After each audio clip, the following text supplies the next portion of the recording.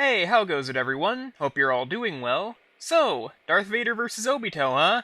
I was really looking forward to this one. Vader himself was long overdue for a run back, and while I'm not much of a Naruto guy, I was interested to hear more about Obito. Heck, I was even surprised and intrigued in a couple of ways I didn't expect. Chiefly how chill the waiting period ended up being, in spite of how furious the debate is. On top of that, this episode was the stage for the show's final SFM fight before Devil Artemis moves to Blender with everyone else. So, how good of a send-off was it? Well, we'll get there in a bit. First, we gotta get through the rundowns, and yeah, I gotta say, from what I can tell, these are the best ones these series have ever had. This is amazingly written. The coverage of their stories is spot on, beat for beat, and the way that it interplays and mingles with them talking about the abilities and all that good stuff, it just makes for this perfectly paced pair of analyses that I can't help but adore. A couple notable favorites of mine are the last line of Vader's analysis with Anakin finally bringing balance to the Force, and they even brought back the good old 24 zeros line. Twice! Neat. The comedy also got a good reaction out of me, mostly on Vader's end. I especially really enjoyed the cutaway, and some of the clip choices they went with cracked me the hell up. Detours, the GTA mod, Phineas and Ferb. Hell, in the lead into the fight, they used ERB and Vader golfing. How can you not love that? Not to say Obito's side was devoid of hits or anything. I mean, they verbally said talk no jutsu for crying out loud. But there just wasn't anything that stuck out to me as strongly as there was on Vader's end. I mean, I guess I didn't get the Twitch joke, but that is the closest thing I could find to a flaw in this entire set of rundowns, not just this aspect of them. I did have to be reminded as to what Obito's cutaway even was as I was making this video, because I forgore, but that is not a fault of the episode, and is 100% a me thing. All in all, a phenomenal first outing for Jangor in the writing chair. Full marks, dude. But okay, now we can finally get into the fight, and being real, the initial preview left me a little worried for one big reason. Not the dialogue, I felt that was fine, and I loved the performances from Jason Marnocha and Nicholas Andrew Louis. Not the choreography, I felt that was generally solid throughout the fight, and not even Vader just dropping in out of nowhere while riding on top of a TIE fighter? I mean, how and why, but also it's not that big a deal. No, my big issue lies in just how cramped everything felt. The entire fight takes place on this tiny little alcove out at sea, which isn't necessarily a bad thing. Death Battle is no stranger to small arenas, but the way a lot of shots are framed makes everything feel a lot closer together than it should be, and probably even more so than it actually is, and it's just something that doesn't jive with me. And it's a problem that only gets exacerbated as the fight goes on. But let's get on a positive note and circle back to that choreography, which, like I said, I think is generally really solid. Vader in particular has some really good stuff early on where he just denies Obito's offense, blocking his strikes with the Force and deflecting his projectiles with his lightsaber. And heck, right after the initial preview, Obito gets to fake Vader out with an illusion of Padme, and then uses the opening to go for Kamui, which Vader responds to by crushing the Sharingan. It's a cool moment, both in general and as a callback to Obi-Wan vs. Kakashi. The scuffle that follows is pretty nice. I especially like the shot of them countering each other's gravity control, and we even get a he's just like me moment once Vader's cybernetics are exposed. It's a nice breather from all the action, and I really appreciate its conclusion. Then we get the summoning of the Ten Tails, and it's a cool sequence, but I do have a couple of little issues with it. For one, we go from just the arm showing up to a smash cut of the damn thing in full, and that feels just a little weirdly paced in my eyes. And also, it contributes to my issue of everything feeling smushed. I feel like the Ten Tails needed to be bigger and farther away, because as it stands now, it just doesn't feel like it has the scale that it needs to. Though, like I said earlier, it mostly just comes down to how it's shot. Ah well, at least we get Vader catching and containing the Beast Bomb, which is fucking sick.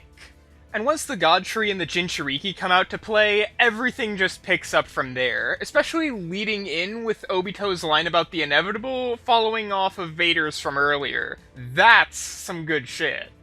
Admittedly, I don't have much more to say about their clash up through Vader's arm getting Control X'd other than, it's really fucking cool, I like it a lot. And the shot afterwards of Vader after getting his helmet knocked off goes so goddamn hard, holy shit. Vader slams Obito into the God Tree and opens fire with the TIE Fighter, which gives us a really cool wide shot, but then we get to the ending, which is nothing short of magic. Obito's bought enough time to catch Vader in the Infinite Tsukuyomi, and in Vader's eyes, he gets to spend his last moments as his old self. He gets to see Padme one last time. He gets to be at peace. It's a fantastic sequence, and way better than the genjutsu scene in Obi-Wan vs. Kakashi, which is no small feat. What an incredible way to close it out. Then Obito bonks Vader with his big fuck-off sword and then leaves. The end. And the conclusion feels like they covered their bases relatively well. They were dead even in stats and most abilities, but Obito had the clinchers he needed for a win. Good stuff. And if you're curious about my thoughts on whether this was quote-unquote accurate, then I'm gonna be completely honest here. I couldn't give a rat's ass. If you're more invested in the debate side of things, then more power to you. That's just not what I come to this show for. And if you disagree with this episode, then totally fair. Just be civil about it. That is literally the least I could ask. For the record, this does apply to pretty much every other episode, I just figured now would be a good time to bring it up. Better late than never. And while we're on these kinds of topics, if you're one of those chuckle fucks who takes these verdicts way too seriously and takes your favorite Skrunkle dying as an excuse to abandon basic human decency to other members of the community, and especially the people who work on this show, go away please, I don't want you here. Getting back on a positive note, this episode went hard. I can totally understand the hype behind it. It has some of the highest highs in the season so far, and bordering on some of the highest in the show's history. But that said, I don't feel I can quite put it on the same pedestal that I've seen a lot of people do. Any issues I've already brought up aside, I just got more out of Stick It and Chosen Born, what can I say? It's not a lesser episode for it. I still thought it was a great time. Oh, right, Phoenix vs. Raven is already out because my momentum's gone to shit, so I guess I'll just give you my lightning round Cliff Notes thoughts on that one. The rundowns are serviceable enough, albeit not very visually engaging by way of mostly just being panel panning. The fight looks gorgeous with some good performances and pacing. The track is a good backing piece, but just kinda fine on its own, though the title is like 15 out of 10 and don't let anyone tell you otherwise. And the conclusion is basically just what I expect out of these fuck-off versatile comic fights, but at least they sold me well enough on it being fair.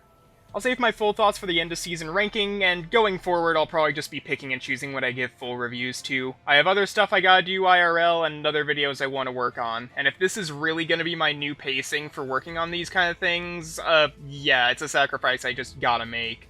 That said, when the next time had me so hyped the entire neighborhood could hear it, I am absolutely giving a dedicated review to it. Holy shit, let's fucking go!